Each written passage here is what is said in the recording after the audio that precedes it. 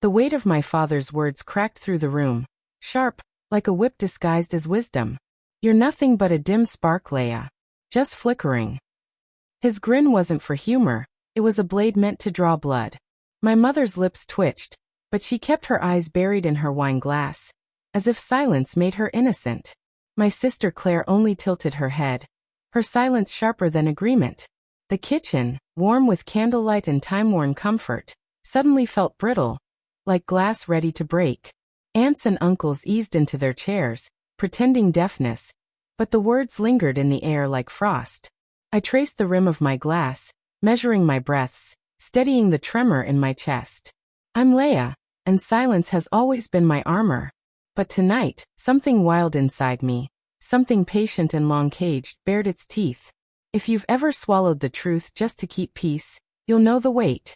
I could have done the same, but years of carrying their lies had sharpened me. I wasn't a flicker. I was a blade. Dad, I said, my voice smooth but edged, loud enough to freeze his sip. Do you really believe Claire stands on her own? The table stilled. Forks halted midair. Claire's polished smile faltered, a fracture in the mask she wore so well.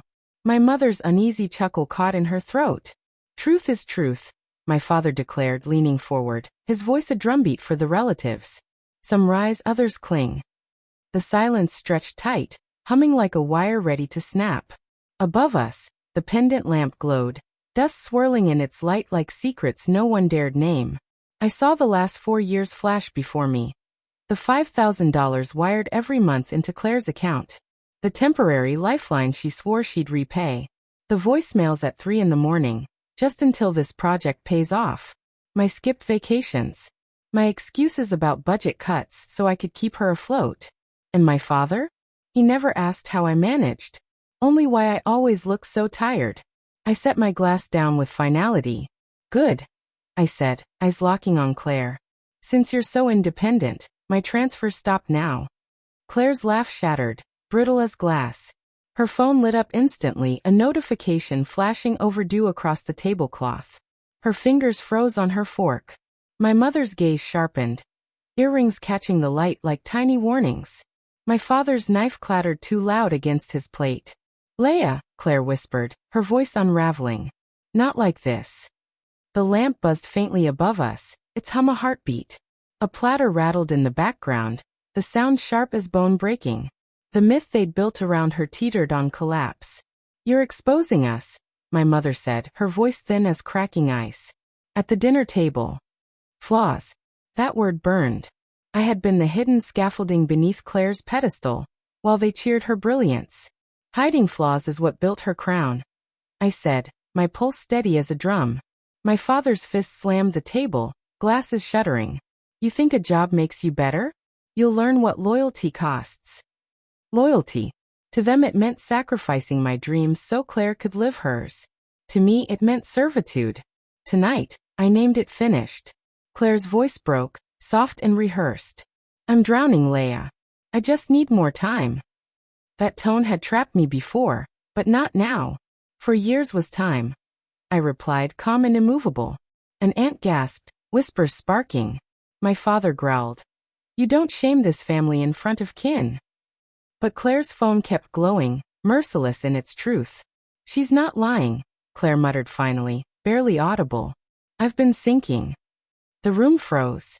My mother's hand trembled, tilting her wine glass.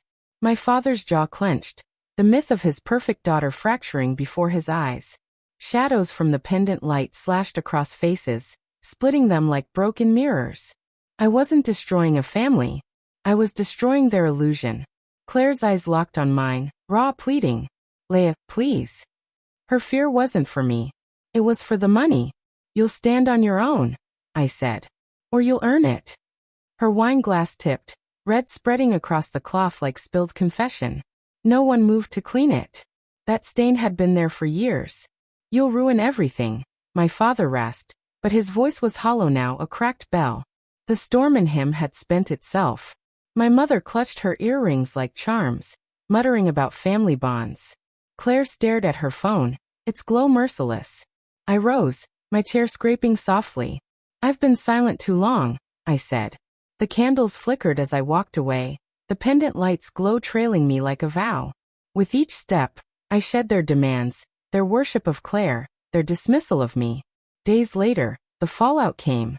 Relatives texted, some condemning, some praising my courage. Claire's calls swung from begging to venom before fading.